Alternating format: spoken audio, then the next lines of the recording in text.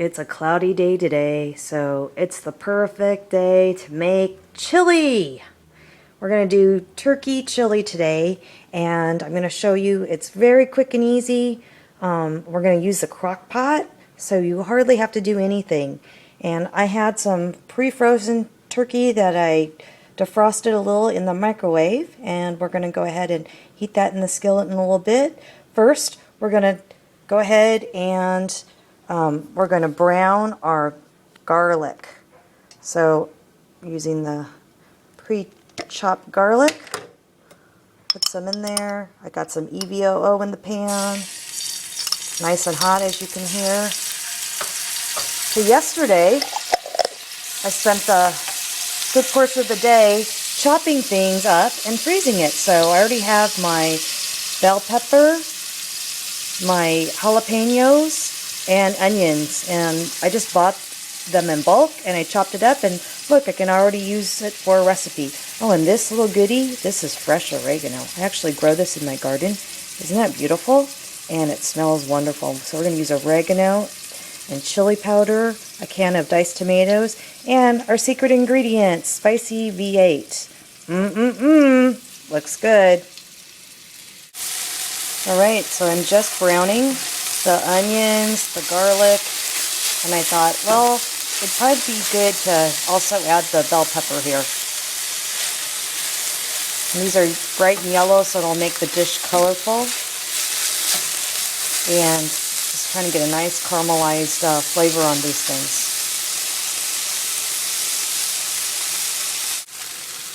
Okay, so I think it's gotten pretty caramelized. So now I'm just going to go ahead and add it to my crock pot.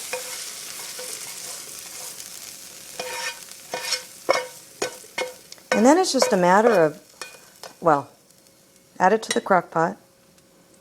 And now I'm going to go ahead and brown up my turkey. Now you may be wondering, gosh, can't you just throw the turkey in the crock pot? And the reason why you shouldn't do that is because even though turkey is lean, it's going to give off fat, and you're going to want to drain it. Every little bit counts, right? That we can get rid of. So let's not add fat to our chili if we don't need to. Okay, now get a little bit in there, it's okay, but try to get most of it out. Okay, so here's my turkey, and I'm browning it very nicely, and I'm just going to go ahead and use my spatula to break up any pieces, big chunks. You'll never see a Food TV network star doing this, but we're not on Food TV now, are we? So whatever method works for you. Okay, and then I'm going to go ahead and spoon this up using a slotted spoon because I don't want to get this grease. See this grease? That's fat, people, and I don't want that in my chili. Okay, so I'm going to do that and I'll come back. So in case you didn't know what a slotted spoon was, here's a slotted spoon. So I'm just going to scoop it up and let the fat drip away. Now I'm not going to get totally obsessive compulsive over if a little fat gets in there, okay, because that's just weird. You can have a little bit of fat. Now if you are that way, hey, no judgment for me. It's okay. Alright, but you get the picture. Scoop it up, drain as much fat as you can, and then put it into your crock pot. Okay, so there's the ground turkey.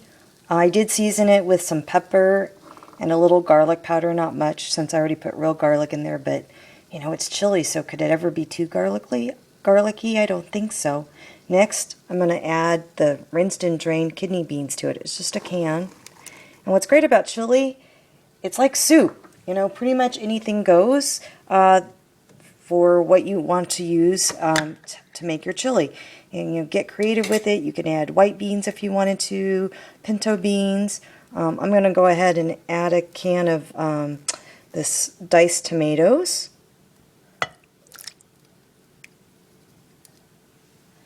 And then I'm going to add the V8 to it. Okay, and I'm not sure whether I'm going to add 1 or 2 cans to it. I'm going to look, and I'm going to see, you know, what does it look like? Mix it up. I don't want it too soupy, right? Because I like my chili thick. This is going to be so good, like on a baked potato. Ooh. So I'm thinking, this is nice and thick, but I kind of want more juice, and I might even add another can of diced tomatoes because I want actually a lot of chili here. Okay, so that's how you're going to estimate what you need. Okay, this is looking really good. It's looking nice and thick, a little saucy. So now I'm going to go ahead and add the jalapenos to this. So remember, you could use fresh jalapeno, or in my case I chopped and froze. So I'm going to add a little bit of that to this. Alright, in this little white container, this is whole cumin. This is ground cumin. If you have whole cumin, by the way, do you see these little, this package here? You can buy your spices a lot cheaper. Here's a money-saving tip. If you go to the Mexican section of the grocery store, instead of spending $3 for a jar of it, you can get this for like 99 cents, this whole bag. And you could either use a coffee grinder that's been cleaned out, you know, like a coffee bean grinder, to turn it into a powder form. I'm lucky. I have a friend named Alice who gave me a whole bag of cumin. So I'm just going to go ahead and sprinkle this into my little concoction here. Do you notice here are the jalapenos? And if you wanted to, I think roasted chilies, like the green chilies, would be nice to add. Mine's going to take on a Mexican flavor. I should probably even add like some corn. Canned corn would be really good in this. And then this is the oregano, and you can see that I've chopped the oregano, okay, and I'm using fresh oregano. So when you use fresh, it's not as strong in flavor as dried, so you can use more if you wanted to. So I'm just going to sprinkle that in there. By the way, do you like my new manicure I did just for you people? I got tired of the black.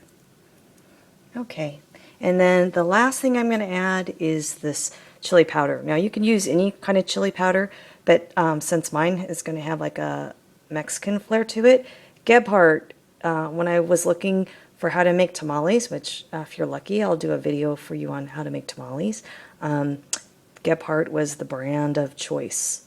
So I'm going to add some of this, probably a tablespoon.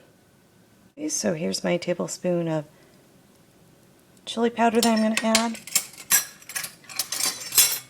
And then you could basically stir this up. And then you could put it on low and let all the flavors simmer for at least 4 hours. You know, all the stuff is pre-cooked, so you don't have to worry about it not being cooked through. All you're trying to do here is meld the flavors together. So I'm going to put mine on low. There it is. You see it's on low. And I'll go ahead and cover it once I find where the lid is.